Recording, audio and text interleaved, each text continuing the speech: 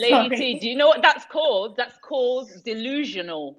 That person is delusions sorry. of grandeur. Yeah. Tell them.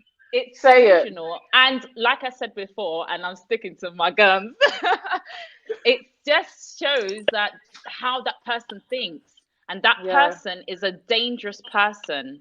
Yeah. Because I'm telling you, that person might be fixated on you, but let that person find another fixation, they're gone. Yes. And it might even be in that marriage. It might be in the marriage. But what I wanted to say before, because I want to, before I forget what I wanted to say. Yeah, go ahead. Imagine you're dating a guy, right? You're not married. You haven't even spoken about marriage, but you see that guy, or that guy catches you on a date with another guy. Would you not run and hide? Who would run and hide? Of course. It's none of his business. So exactly. So if you would run and hide, everybody knows that there's something wrong with it. But you know what? To be honest, let me say something. Let me say something. That's if there is agreement that exists. That's what I'm saying. So for example, you could be dating someone and really let's do it like this. Yeah. Let's say you're dating 3 guys. Let's be practical about this. You're dating 3 guys, yeah. One of the guys, yeah, is your top. Everyone has a hierarchy.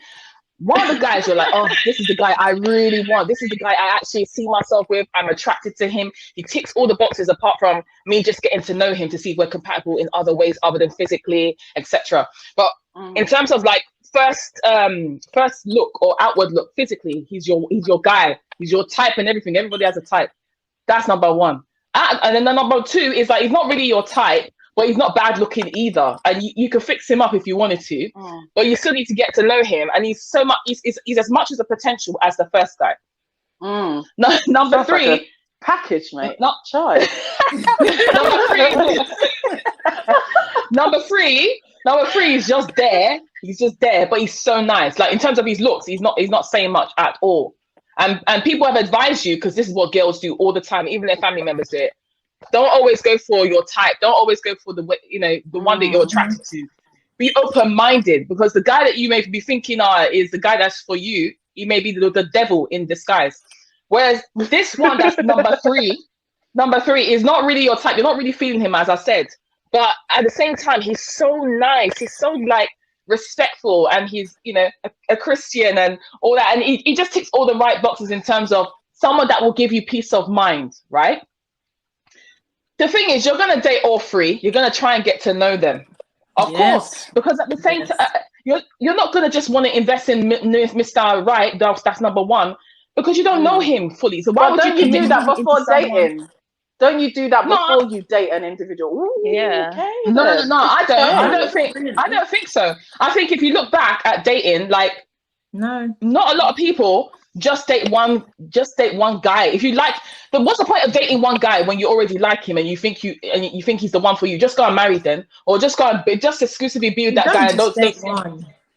Okay, most girls. So hold on. Let me get to where I'm going. Most girls, if you're going to be honest with yourself and look back at your track record, I'm asking you to self-reflect now, yeah?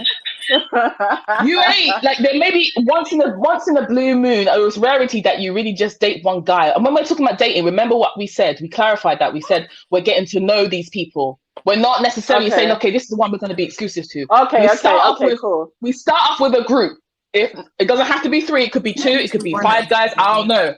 But anyway, you start off with a couple of them. And as you get to know them, each of them, you start to narrow down the list. Strike. It's true. Before you get to the one, okay, that you know I what? agree to. I'm invested in you. I want to stick with you and see where it's going, because you show me more signs that I could have more of a future with you than with Mr. B and Mr. C. That's what I'm trying to say. It's like a process. It's like a workflow. It's like a process, But you know what I have to say, I just want to say though that that's perfect. If we are agreeing that dating literally means dating, it means that you're getting to know someone, you're going on dates with them, you're trying to see whether or not you can take this person seriously, whatever. But back to the topic, single till married, yeah. That's what I want to ask. Let's say you've left the dating thing and you focused on this. Maybe it's number 2. I like the sound of number 2, by the way. Maybe it's number 2. So we go with number 2, yeah. And we think, you know what? Yeah, I'm gonna get with number 2, and I'm gonna see where that takes us to. So do you say bye-bye to the rest and start taking number 2 seriously, and you know, you both have this conversation? What are we? Not after doing the thing, but you know, literally establishing what are we. You both establish that, okay, you know what, I like you, you like me, let's cut off everyone else, let's you know, see where we can get on with this, right? So that happens, and then you then start to try and define your relationship by getting to know each other. Like, where are the boundaries? Are you allowed to talk to anyone else? Because really, let's face it, I'm single till married. Should you be talking to anyone else because I'm single to married? Should I be going on dates even though I've said that I'm interested in you?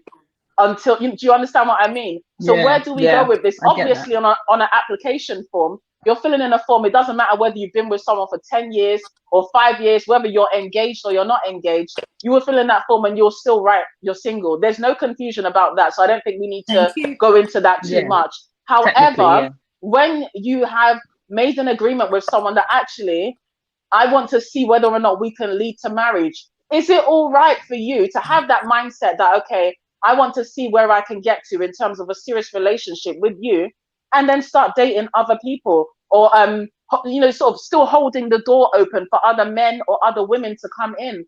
I think that that's a bit of an issue. I don't think that you make an agreement with someone that actually we want to start being serious with one another, because I think you can be serious with an individual and it doesn't lead to marriage, and I really don't think that there's anything wrong with that. Particularly with the way that things are today, you can have a serious relationship, be exclusive, cook for someone, because I know that's an issue, clean, do what you want, buy stuff, you know, that's okay. But on the, again, back to the topic, does that mean that, you know, that other individual can then go out and live a single life and do whatever they want to do? In my opinion, I don't think so.